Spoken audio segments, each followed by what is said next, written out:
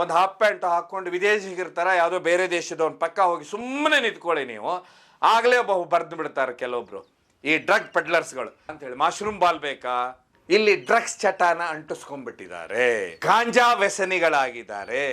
ಈ ಸ್ವಲ್ಪ 10 ವರ್ಷದ ಹಿಂದೆ ಹೋಗ್ಬಿಟ್ರೆ ಸೆಕ್ಸ್ ವಿಷಯದಲ್ಲಿ ಬಿದ್ದು ಇವರು ವಿದೇಶಿಗರು ಏನಿರ್ತಾರೆ ಅವರನ್ನ ಗುಹೆ ತೋರಿಸ್ತೇನೆ, ಸುರಂಗ ತೋರಿಸ್ತೇನೆ, ಅವ್ರನ್ನ ಗುಹೆ ಒಳಗೆ ಹೋದ ನಂತರ ಅವ್ರ ಮೇಲೆ ಭೀಕರವಾಗಿ ಅತ್ಯಾಚಾರ ಮಾಡ್ತಾ ಇದ್ದ. ಈಜಿಲಿಕ್ ಮೇಲಿಂದ ಜಂಪ್ ಹೊಡೆದಂತವಳು ಅಲ್ಲೇ ಬಿದ್ದು ಕೊನೆ ಉಸಿರಿ ಎಳಿತಾಳೆ. ಕೊನೆಗೆ ಅವರ ತಂದೆ ತಾಯಿ ಆಕ್ರಂದನ ಅಷ್ಟು ದೊಡ್ಡ ಮಟ್ಟ ಅಲ್ಲಿ ಬಿದ್ದು ಸತ್ತಂತವರ ಹೆಣಗಳು ಸುಮಾರು ಇವತ್ತಿನವರೆಗೆ ಪತ್ತೆನೇ ಆಗಿಲ್ಲ. ಅವ್ರು ಏನ್ ಮಾಡ್ತಾರೆ ಅಂದ್ರೆ ಇಸ್ರೇಲ್ನಿಂದ ಹೆಲಿಕಾಪ್ಟರ್ ತಗೊಂಡ್ ಬರ್ತಾರೆ ಅಲ್ಲಿಗೆ, ಹಂಪಿಯ ಭಾಗಕ್ಕೆ.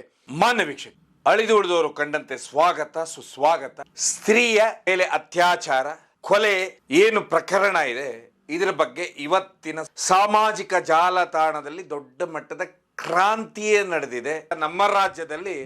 ಅದನ್ನೂ ಎಲ್ಲಿ ಅಂತ ಹೇಳಿದ್ರೆ ವಿಶ್ವವಿಖ್ಯಾತ ಹಂಪಿ ಏನಿದೆ ಇದರ ಪಕ್ಕದಲ್ಲಿರುವಂಥದ್ದೇ ಸಾನಾಪುರ ಕೆರೆ ಹತ್ರ ಏನು ಮಲ್ಲಾಪುರ ಅಂತ, ಇದರ ಪಕ್ಕದಲ್ಲಿ ಜಂಗ್ಲಿ ಅಂದರೆ ಜಂಗಲ್ ಇರುವಂಥ ಭಾಗ. ಇಲ್ಲಿ ಒಂದು ದುರ್ಘಟನೆ ನಡೆಯುತ್ತೆ.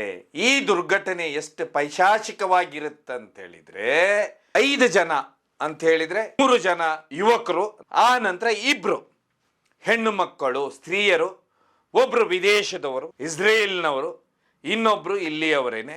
ಈ 5 ಜನ ಈ ಸಾನಾಪುರದ ಕೆರೆ ಏನಿದೆ ಇಲ್ಲಿ ರಾತ್ರಿ ನಕ್ಷತ್ರಗಳನ್ನ ನೋಡ್ತಾ ಇರ್ತಾರೆ. ಯಾಕಂದ್ರೆ ಆ ಭಾಗದ ಬಗ್ಗೆ ವರ್ಣಿಸ್ತಾ ಹೋದ್ರೆ ಅಷ್ಟು ಚೆನ್ನಾಗಿ ಪ್ರಕೃತಿಗೆ ಸೊಬಗಿದೆ ಇಲ್ಲಿ. ಆದ್ರೆ ಅದೇನಾದ್ರೂ ವಿದೇಶದಲ್ಲಿ ಇದ್ದು ಬಿಟ್ಟಿದ್ರೆ ಅದನ್ನು ವರ್ಲ್ಡ್ ಹೆರಿಟೇಜ್ ಸ್ಥಾನವನ್ನ ಮಾಡ್ತಾ ಇದ್ರು.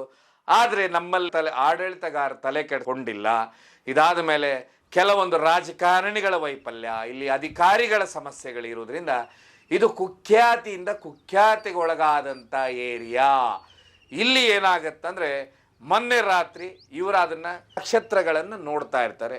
ಅದೇ ಸಮಯಕ್ಕೆ ಇಲ್ಲಿ 3 ಹುಡುಗರು ಬರ್ತಾರೆ. ಹುಡುಗರು ಗಂಗಾವತಿಯವರು ಬಂದಂಥವರು ಜಗಳ ತೆಗಿತಾರೆ. ಇತಿಹಾಸ ಚೆಕ್ ಮಾಡಿದಾಗ ಈ ರೀತಿ ಸುಮಾರು ಘಟನೆಗಳು ಜಗಳ ತೆಗೆದೇ ಮಾಡುವಂಥದ್ದು ಇಲ್ಲಿ. ಯಾಕೆಂದರೆ ಇದು ಯಾಕೆ ಗೊತ್ತಿಲ್ಲ, ಇದು ನಮ್ಮ ದುರಾದೃಷ್ಟ. ಯಾಕೆಂದರೆ ನಾವು ಸ್ತ್ರೀ ಪ್ರಧಾನ ದೇಶದವರು, ಅತಿ ಹೆಚ್ಚು ನಾವು ನಮ್ಮ ಎಲ್ಲ ದೇವರು ದಿಂಡ್ರು ಆಮೇಲೆ ನಮ್ಮ ದೇಶ ಅಂತ ಬಂದಾಗ ನಾವು ಸ್ತ್ರೀಯರಿಗೆ ಮರ್ಯಾದೆ ಕೊಡ್ತೇವೆ. ಆದ್ರೆ ದುರಾದೃಷ್ಟ ಅಂತ ಹೇಳಿದ್ರೆ ಇಲ್ಲಿ ಆಗುವಷ್ಟು ಅನಾಚಾರಗಳು ಸ್ತ್ರೀಯರ ಮೇಲೆ ಎಲ್ಲೂ ಆಗುದಿಲ್ಲ ಅನ್ಸುತ್ತೆ ಒಮ್ಮೆ ಇವೆಲ್ಲ ನೋಡಿದಾಗ.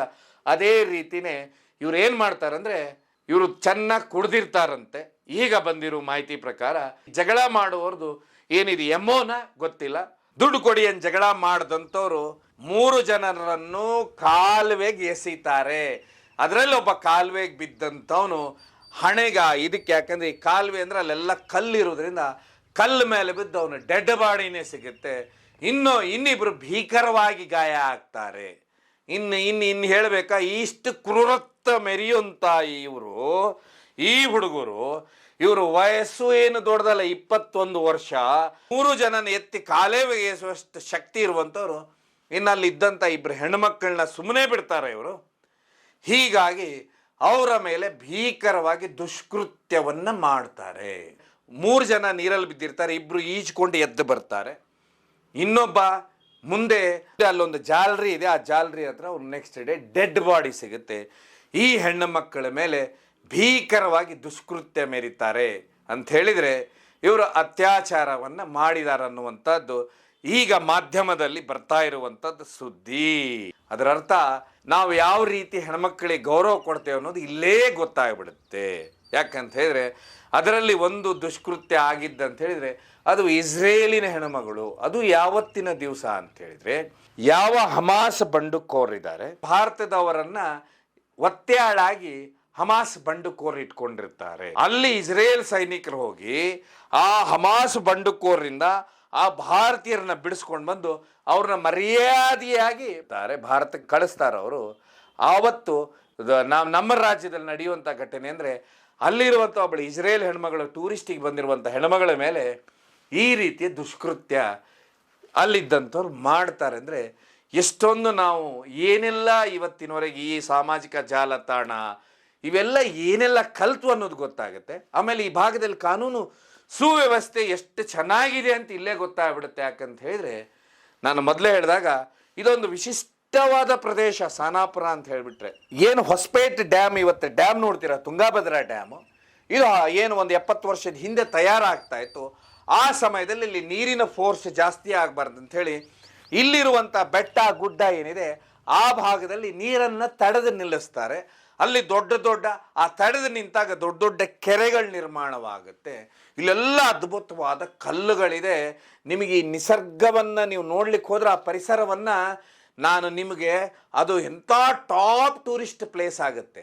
ಆದರೆ ಅದು ಇಲ್ಲಿವರೆಗೆ ಯಾಕೆ ಆಗಲಿಲ್ಲ ಅಂತ ಹೇಳಿ ಈ ರೀತಿಯ ಘಟನೆ ಸುಮಾರು ವರ್ಷಗಳಿಂದ ಇಲ್ಲಿ ನಡೀತಾ ಇದೆ.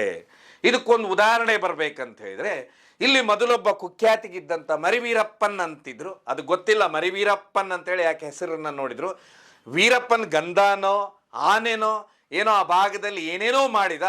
ಆದರೆ ಅವನು ಅತಿ ಹೆಚ್ಚು ಗೌರವ ಕೊಡ್ತಿದ್ದು ಅಲ್ಲಿ ಊರಿನವ್ರು ಹೇಳೋದು ಹೆಣ್ಣು ಮಕ್ಕಳಿಗೆ ಮತ್ತು ಸ್ತ್ರೀಯರಿಗೆ ಅತಿ ಹೆಚ್ಚು ಈ ವೀರಪ್ಪನ್, ಒರಿಜಿನಲ್ ವೀರಪ್ಪನ್ ಗೌರವ ಕೊಡ್ತಿದ್ದಂತ ಇವತ್ತಿಗೂ ಎಲ್ಲರೂ ಹೇಳ್ತಾರೆ.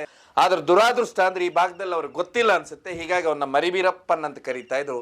ಆ ವ್ಯಕ್ತಿಯ ಎಮೋ ಏನಿತ್ತಂತ ಹೇಳಿದ್ರೆ, ಇಲ್ಲಿ ಬರುವಂಥ ಪ್ರವಾಸಿಗರು ಏನಿದ್ರು, ಆ ಪ್ರವಾಸಿಗರು ವಿದೇಶಿಗರು ಏನಿರ್ತಾರೆ ಅವರನ್ನು ಗುಹೆ ತೋರಿಸ್ತೇನೆ, ಸುರಂಗ ತೋರಿಸ್ತೇನೆ, ಅಲ್ಲಿ ನೀರು ಹೋಗುವಂಥ ಜಾಗ ತೋರಿಸ್ತೇನೆ ಅಂತ ಕರ್ಕೊಂಡು ಹೋಗ್ತಾ ಇದ್ದಂತೆ. ಹೋದಂಥವನು ಅವ್ರನ್ನ ಗುಹೆಯ ಒಳಗೆ ಹೋದ ನಂತರ ಅವ್ರ ಮೇಲೆ ಭೀಕರವಾಗಿ ಅತ್ಯಾಚಾರ ಮಾಡ್ತಾ ಇದ್ದ. ಮಾಡಿದ ನಂತರ ಅವ್ರ ದುಡ್ಡನ್ನು ಕಸ್ಕೊಂಡು ಹೋಗ್ತಾ ಇದ್ದ. ಅದರಲ್ಲಿ ಎಷ್ಟೋ ಕೇಸ್ಗಳು ನಿಮಗೆ ಬರ್ತಾವೆ, ಎಷ್ಟೋ ಕೇಸ್ಗಳು ಅಲ್ಲಿಗಲ್ಲೇ ವಿದೇಶಿಗರು ಇರ್ತಾರೆ, ಹೀಗಾಗಿ ಮುಚ್ಚಿ ಹೋಗ್ಬಿಡುತ್ತೆ. ಈ ರೀತಿ ಅವನನ್ನೇ ಎಮೋ ಮಾಡ್ಕೊಂಡಿದ್ದ. ತುಂಬ ದುರಾದೃಷ್ಟ ಅಂತ ಹೇಳಿದ್ರೆ ಅಷ್ಟೆಲ್ಲ ಘಟನೆಗಳಲ್ಲಿ ನಡೆದರೂ ಇವತ್ತಿನವರೆಗೂ ಒಂದು ಪೊಲೀಸ್ ಚೆಕ್ ಪೋಸ್ಟ್ ಇಲ್ಲ ಈ ಭಾಗದಲ್ಲಿ. ಇಲ್ಲ, ನೀವು ಆ ಸಾನಾಪುರಕ್ಕೆ ಹೋಗ್ಬಿಟ್ರೆ ಅಲ್ಲಿ ಏನು ಒಂದು ಆ ಕೆರೆ ಭಾಗ ಇದೆ, ಆ ರಸ್ತೆ ಇದೆ, ನೀವು ನೋಡ್ಲಿಕ್ಕೆ ತುಂಬ ಸುಂದರವಾದ ಜಾಗ ಇದೆ. ಅಲ್ಲಿ ನೀರು ಆ ಕಡೆ ಈ ಕಡೆ ಹರಿತಾ ಇರುತ್ತೆ, ಗುಂಡು ಗುಂಡಾದಂಥ ಕಲ್ಲಿದೆ. ಅದ್ರ ಮಧ್ಯ ನಿಮಗೆ ಮನುಷ್ಯ ಹೋಗ್ಬಿಟ್ರೆ ಆ ಪರಿಸರದಲ್ಲಿ ತನ್ನನ್ನು ತಾನು ಕಳ್ಕೊಂಡ್ಬಿಡ್ತಾನೆ. ಯಾಕೆ ಅಂತ ಹೇಳಿದ್ರೆ ಇದಕ್ಕೊಂದು ಉದಾಹರಣೆ ಹೇಳ್ಬಿಡ್ತೇನೆ. ಇತ್ತೀಚೆಗೆ ಒಬ್ಬಳು ಹೈದರಾಬಾದಿಂದ ಒಂದು ಸಾಫ್ಟ್ವೇರ್ ಇಂಜಿನಿಯರ್ ಹೆಣ್ಮಗಳು, ಪಾಪ ಹೆಣ್ಣು ಹುಡುಗಿ ಬಂದಿರ್ತಾಳೆ. ಅವಳು ಖುಷಿಯಾಗಿ ಈ ಪ್ರವಾಸಿ ತಾಣವನ್ನು ನೋಡ್ಲಿಕ್ಕೆ ಬಂದಂಥವಳು ಅಲ್ಲಿ ಏನು ಮಾಡಿಬಿಡ್ತಾಳೆ ಅಂದರೆ, ಅಲ್ಲಿ ಒಂದು ಅಂದರೆ ಆ ಸಾನಾಪುರ ಪಕ್ಕದಲ್ಲಿ ಇರುವಂಥ ಭಾಗದಲ್ಲಿ ಕಡಿದಾದಂಥ ಒಂದು ಇದು ಇರುತ್ತೆ, ಜಾಗ ಇರುತ್ತೆ. ಅಲ್ಲಿ ಏನು ಮಾಡ್ಲಿಕ್ಕೆ ಈಜಿಲಿಕ್ಕೆ ಹೋಗ್ತಾಳೆ. ಒಬ್ಬ ವ್ಯಕ್ತಿ ಅಲ್ಲಿ ಸ್ಥಳೀಯನೇ ವಿಡಿಯೋ ಮಾಡ್ತಿರ್ತಾನೆ. ಅವನು ಹೇಳ್ಬೋದಿತ್ತು ಅವಳಿಗೆ, ಅಮ್ಮ ಇಲ್ಲಿ ಈಜಿಲಿಕ್ಕೆ ಹೋಗಬೇಡ, ಇಲ್ಲಿ ಡೈ ಹೊಡಿಬೇಡ ಅಂಥೇಳಿ. ಆ ಹುಡುಗಿಗೆ ಏನು ಗೊತ್ತಾ ಪರಿಸರ, ಅಲ್ಲಿ ಕಲ್ಲಿದ್ದಾವೆ ಏನಂತೇಳಿ ಅವಳು ಡೈ ಹೊಡೆದು ಬಿಡ್ತಾಳೆ. ಅಂದರೆ ಈಜಿಲಿಕ್ಕೆ ಮೇಲಿಂದ ಜಂಪ್ ಹೊಡಿತಾಳೆ. ಹೊಡೆದಂಥವಳು ಅಲ್ಲೇ ಬಿದ್ದು ಕೊನೆ ಉಸಿರು ಎಳಿತಾಳೆ. ಕೊನೆಗೆ ಅವರ ತಂದೆ ತಾಯಿ ಆಕ್ರಂದನ ಅಷ್ಟು ದೊಡ್ಡ ಮಟ್ಟದಲ್ಲಿತ್ತು.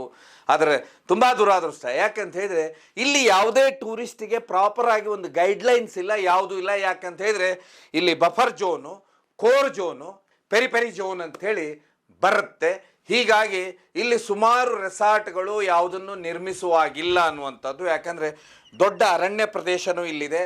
ಇಲ್ಲಿ ಚಿರತೆ, ಕರಡಿ, ಈ ರೀತಿ ಎಲ್ಲ ಪ್ರಾಣಿಗಳು ಇಲ್ಲಿ ಗುಹೆಗಳು ಇರೋದ್ರಿಂದ ಇಲ್ಲಿ ಪ್ರಾಪರ್ ಆಗಿ ಯಾವುದೇ ರೆಸಾರ್ಟ್ಗಳಿಲ್ಲ. ಸರ್ಕಾರ ಇದ್ರ ಬಗ್ಗೆ ತಲೆ ಕೆಡಿಸ್ಕೊಂಡಿಲ್ಲ. ಹೀಗಾಗಿ ವಿದೇಶಿ ಪ್ರವಾಸಿಗರು ಬಂದಂಥವ್ರು ಯಾವುದ್ಯಾವುದೋ ಚಿಕ್ಕ ಚಿಕ್ಕ ಏನೋ ಒಂದು ರೆಸಾರ್ಟ್ ಟೈಪೋ ಏನೋ ಮನೆಯಲ್ಲೋ ಅಲ್ಲಿ ಇಲ್ಲಿ ಉಳ್ಕೊಂಡು ಬಿಡ್ತಾರೆ. ಇವರು ಬಂದಿರೋದಕ್ಕೂ ದಾಖಲಾತಿಲ್ಲ, ಹೋಗಿರೋದಕ್ಕೂ ದಾಖಲಾತಿ ಇಲ್ಲ. ಹೀಗಾಗಿ ವಿದೇಶಿಗರು ಇಲ್ಲಿ ಬರುವುದು ಇತ್ತೀಚೆಗೆ ಕಡಿಮೆನೂ ಆಗಿದೆ. ಈ ರೀತಿ ಇವರ ಮೇಲೆ ತುಂಬ ದೌರ್ಜನ್ಯ ಮತ್ತು ದುರ್ಘಟನೆ ಆಗಿದೆ. ಇವ್ರ ಹಿಂದೆ ಬಿದ್ದಂಥ ಇಲ್ಲಿ ಕೆಲವೊಂದು ಸ್ಥಳೀಯ ಯುವಕರು ಇಲ್ಲಿ ಡ್ರಗ್ಸ್ ಚಟಾನ ಅಂಟಿಸ್ಕೊಂಡ್ಬಿಟ್ಟಿದ್ದಾರೆ, ಗಾಂಜಾ ವ್ಯಸನಿಗಳಾಗಿದ್ದಾರೆ. ಈ ಸ್ವಲ್ಪ 10 ವರ್ಷದ ಹಿಂದೆ ಹೋಗ್ಬಿಟ್ರೆ ಸೆಕ್ಸ್ ವಿಷಯದಲ್ಲಿ ಬಿದ್ದು ಇವ್ರೂ ರೋಗಗಳನ್ನು ಸುಮಾರು ಜನ ಅಂಟಿಸ್ಕೊಂಡ್ಬಿಟ್ಟಿದ್ದಾರೆ. ಇದೆಲ್ಲ ಕಾರಣ ಏನಂತ ಹೇಳಿದ್ರೆ ವ್ಯವಸ್ಥೆಯ ಕಾರಣ, ಸರಿಯಾದ ಯಾವುದೂ ಮಾರ್ಗದರ್ಶನ ಇರಲಾರ್ದ ಕಾರಣ ಈ ರೀತಿಯಾಗಿರೋದು. ಇವತ್ತಿಗೂ ನಿಮ್ಗೆ ನಾನು ಹೇಳ್ಬಿಡ್ತೇನೆ, ನೀವೊಂದು ಟೋಪಿನೋ ಅಥವಾ ಒಂದು ಟೀ ಶರ್ಟೋ ಒಂದು ಹಾಫ್ ಪ್ಯಾಂಟೋ ಹಾಕ್ಕೊಂಡು ವಿದೇಶಿಗಿರ್ತಾರ ಯಾವುದೋ ಬೇರೆ ದೇಶದವನ್ನ ಪಕ್ಕ ಹೋಗಿ ಸುಮ್ಮನೆ ನಿಂತ್ಕೊಳ್ಳಿ ನೀವು, ಆಗಲೇ ಬರೆದು ಬಿಡ್ತಾರೆ ಕೆಲವೊಬ್ರು. ಈ ಡ್ರಗ್ ಪೆಡ್ಲರ್ಸ್ಗಳು ಬಂದು ನಿಮಗೆ ಕೇಳ್ತಾರೆ, ಮಾಶ್ರೂಮ್ ಉಂಡೆ ಬೇಕಾ ಅಂತೇಳಿ, ಮಾಶ್ರೂಮ್ ಬಾಲ್ ಬೇಕಾ ಅಂತ ಕೇಳ್ತಾರೆ.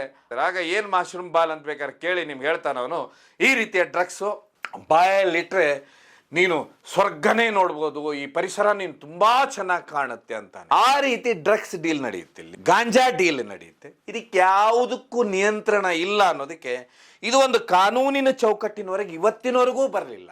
ಇದು ತುಂಬ ದುರಾದೃಷ್ಟ. ಇದೆಲ್ಲದಕ್ಕಿಂತ ಹೆಚ್ಚಾಗಿ ಮಾಫಿಯಾ ಏನಿದೆ ಇದನ್ನೂ ದೊಡ್ಡ ಮಟ್ಟದಲ್ಲಿ ಕೆಲಸ ಮಾಡುತ್ತೆ.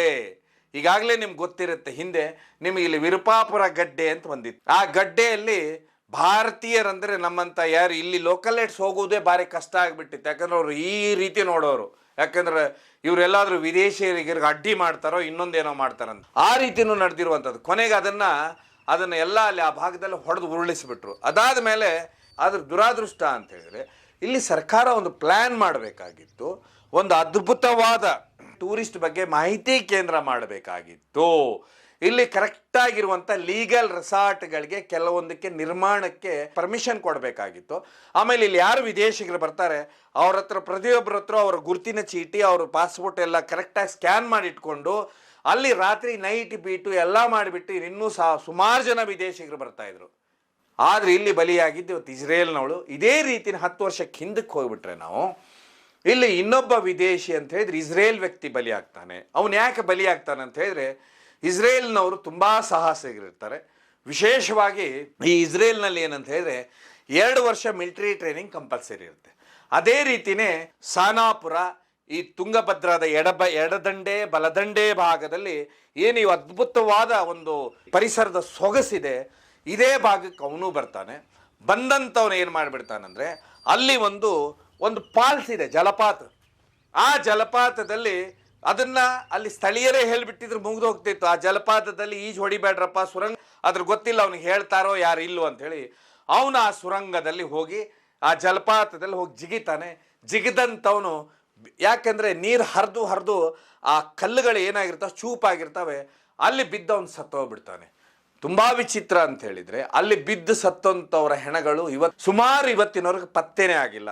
ಅವನ ಒಂದು ಹೆಣ ಹುಡುಕೋದಕ್ಕೋಸ್ಕರ ಇಡೀ ಎಲ್ಲ ನಮ್ಮ ದೇಶದವರು ಎಲ್ಲರೂ ಪ್ರಯತ್ನ ಪಟ್ಟು ಬಿಡ್ತಾರೆ, ಆದರೆ ಅವನ ಹೆಣ ಎಲ್ಲಿದೆ ಅಂತ ಗೊತ್ತಾಗೋದಿಲ್ಲ. ಯಾಕಂದ್ರೆ ಅಂಥ ಕಡಿದಾದ ಜಾಗದಲ್ಲಿ ಬಿದ್ದಿರು. ನೀವು ಲೆಕ್ಕ ಮಾಡಿ, ಇಸ್ರೇಲ್ ಅಂತ ದೇಶ ತನ್ನ ನಾಗರಿಕನ ಶವ ಇರ್ಬೋದು ಅಥವಾ ಅವನ ಜೀವಂತವಾಗಿ ಅವನ ಮೇಲೆ ಏನಾದರೂ ಸಮಸ್ಯೆ ಆಯ್ತಂದ್ರೆ ಯಾವ ರೀತಿ ಅವರು ಕಾರ್ಯಾಚರಣೆ ಮಾಡ್ತಾರೆ ಅನ್ನೋದು ಇಲ್ಲಿ ಬರುತ್ತೆ.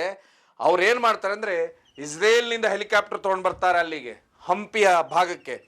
ಬಂದಂಥವರು ಆರ್ಮಿ ಬಂದು ಯಾವ ಜಾಗಕ್ಕೆ ಹೋಗ್ಲಿಕ್ಕೆ ಆಗುದಿಲ್ಲ ಅಂತಾರೆ ಆ ಜಾಗಕ್ಕೆ ಹೋಗಿ ಅವನ ಶವವನ್ನು ಎತ್ಕೊಂಡು ಬಂದು ಅವರ ದೇಶಕ್ಕೆ ತಗೊಂಡೋಗಿ ಅವರ ತಂದೆ ತಾಯಿ ಹತ್ರ ಅವನಂದರೆ ಗೌರವವಾಗಿ ಅವನ ಅಂತಿಮ ಸಂಸ್ಕಾರವನ್ನು ಮಾಡುತ್ತಾರೆ. ಇದು ಇಸ್ರೇಲ್ ಸೇನೆಯ ಸಾಹಸಿ. ಯಾಕಂತ ಹೇಳಿದ್ರೆ ಇಸ್ರೇಲ್ ಸೇನೆ ಬಗ್ಗೆ ಇನ್ನೊಂದು ಹೇಳಬೇಕಂದ್ರೆ ಅವ್ರ ನಾಗರಿಕಿದ್ದಂಥ ವಿಮಾನವನ್ನು ಹೈಜಾಕ್ ಆಗುತ್ತೆ.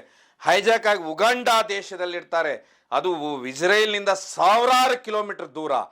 ಆ ಮಿಲಿಟರಿ ಕಾರ್ಯಾಚರಣೆ ಮಾಡಿ ಆ ಏರ್ಪೋರ್ಟ್ ಹೊಕ್ಕು ಅಲ್ಲಿಂದ ವಿಮಾನನೇ ತಗೊಂಡು ಬಂದ್ಬಿಡ್ತಾರೆ ಅವ್ರ ನಾಗರಿಕರನ್ನ. ಇವತ್ತಿಗೂ ಇಸ್ರೇಲ್ನ ಯಾವುದಾದ್ರೂ ಒಬ್ಬ ವ್ಯಕ್ತಿಯ ಮೇಲೆ ಏನಾದರೂ ಅನ್ಯಾಯ ಆಯಿತು ಅಥವಾ ಅವನಿಗೆ ಏನಾದರೂ ಸಮಸ್ಯೆ ಆಯ್ತಂದ್ರೆ ಅವ್ರ ಸೈನ್ಯ ಇಡೀ ಆ ದೇಶಕ್ಕೆ ಬಂದುಬಿಡುತ್ತೆ.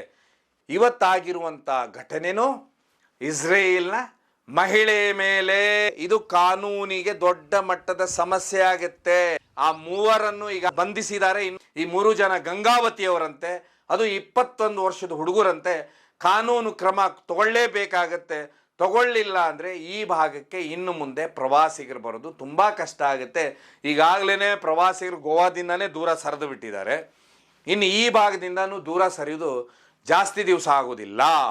ದಯವಿಟ್ಟು ಸರ್ಕಾರ, ಇಲ್ಲಿಯ ಜಿಲ್ಲಾಡಳಿತ ಈ ಭಾಗದಲ್ಲಿ ಪೊಲೀಸರನ್ನ ನೇಮಿಸಬೇಕು. ಪೊಲೀಸ್ ಸ್ಟೇಷನ್ಗಳು, ಪೊಲೀಸ್ ಔಟ್ ಸ್ಟೇಷನ್ಗಳು ನಾವು ಓಪನ್ ಮಾಡಬೇಕು. ಇದೆಲ್ಲದಕ್ಕಿಂತ ಹೆಚ್ಚಾಗಿ ಇಲ್ಲಿ ಡ್ರಗ್ಸ್ ಮಾರಾಟ, ಗಾಂಜಾ ಮಾರಾಟದ ಮೇಲೆ ನಿಯಂತ್ರಣ ತರಬೇಕು. ಯಾರಿದಾರೋ ಅವ್ರನ್ನ ಬಂಧಿಸಬೇಕು. ಅದಕ್ಕಿಂತ ಹೆಚ್ಚಾಗಿ ಇಲ್ಲಿ ಪ್ರಾಪರ್ ವೇದಲ್ಲಿ ಟೂರಿಸ್ಟ್ಗೆ ಗೈಡ್ ಮಾಡುವಂಥ ಒಂದು ಕೇಂದ್ರವನ್ನು ಓಪನ್ ಮಾಡಬೇಕು. ಸರ್ಕಾರ ತನ್ನ ನಿಯಂತ್ರಣದಲ್ಲೇ ರೆಸಾರ್ಟ್ಗಳನ್ನು ಓಪನ್ ಮಾಡಬೇಕು. ಯಾವುದೇ ರೀತಿಯ ಅನೈತಿಕ ಚಟುವಟಿಕೆಗಳನ್ನು ನಡಿಲಾರ್ದಾಗೆ ನೋಡ್ಕೊಂಡು ಬಿಟ್ಟರೆ ಸಾಧ್ಯ. ಆದರೆ ಇಲ್ಲೊಂದು ಕಡೆ ಭ್ರಷ್ಟಾಚಾರ, ಇನ್ನೊಂದು ಕಡೆ ಲಂಚ. ಹೀಗಾಗಿ ಈ ಭಾಗಕ್ಕೆ ಹೋದಂಥ ಪ್ರವಾಸಿಗರು ನಮ್ಮ ದೇಶದವರು ಸಮಸ್ಯೆ ಎದುರಿಸಿದ್ದಾರೆ, ಹೊರದೇಶದವರು ಸಮಸ್ಯೆ ಎದುರಿಸಿದ್ದಾರೆ. ಎಷ್ಟೋ ಜನ ಬಲಿಯಾಗಿದ್ದಾರೆ. ಈ ಮೊನ್ನೆ ಏನು ಘಟನೆ ನಡೆಯುತ್ತೆ ಅದರಲ್ಲಿ ನಮ್ಮ ದೇಶದವನೇ ಒಬ್ಬ ಕೊಲೆ ಆಗಿಬಿಡ್ತಾನೆ, ಇನ್ನಿಬ್ಬರು ಏನೋ ಬಚಾವ್ ಆಗ್ತಾರೆ, ಇನ್ನಿಬ್ಬರ ಮೇಲೆ ಈ ರೀತಿಯ ದುರ್ಘಟನೆ ನಡೆಯುತ್ತೆ. ಅಂದರೆ ನಾವು ತಿಳ್ಕೋಬೇಕು ಸರ್ಕಾರ ಎಷ್ಟು ಎಚ್ಚೆತ್ತುಕೊಳ್ಬೇಕು ಅನ್ನೋದು. ಸಾಮಾಜಿಕ ಜಾಲತಾಣದ ಇವತ್ತಿನ ಕಾಲ ಕಾನೂನು ಸುವ್ಯವಸ್ಥೆಯನ್ನು ತರಲಿಲ್ಲ ಅಂದರೆ ನಮ್ಮ ರಾಜ್ಯಕ್ಕೆ ದೊಡ್ಡ ಕೆಟ್ಟ ಹೆಸರು ಬರುತ್ತೆ. ಅದರಲ್ಲಿ ವಿಶೇಷವಾಗಿ ನೀವು ಟೂರಿಸಮ್ನ ಡೆವಲಪ್ ಮಾಡಬೇಕಂತ ಓಡಾಡ್ತಾ ಇದ್ದೀರಾ, ಅಂಥ ಸಮಯದಲ್ಲಿ ಇಂಥ ದುರ್ಘಟನೆಗಳು ನಮಗೆ ದೊಡ್ಡ ಮಟ್ಟದಲ್ಲಿ ನಮಗೆ ಕಪ್ಪು ಚುಕ್ಕಿಯಾಗಿ ಮೂಡಿಸುತ್ತೆ. ಈ ಕಾರ್ಯಕ್ರಮವನ್ನು ಮುಗಿಸ್ತೇನೆ. ಇದು ಕೇವಲ ಜನಜಾಗೃತಿಗೋಸ್ಕರ ಕಾರ್ಯಕ್ರಮ ನೋಡಿದ್ದಕ್ಕೆ ಧನ್ಯವಾದ.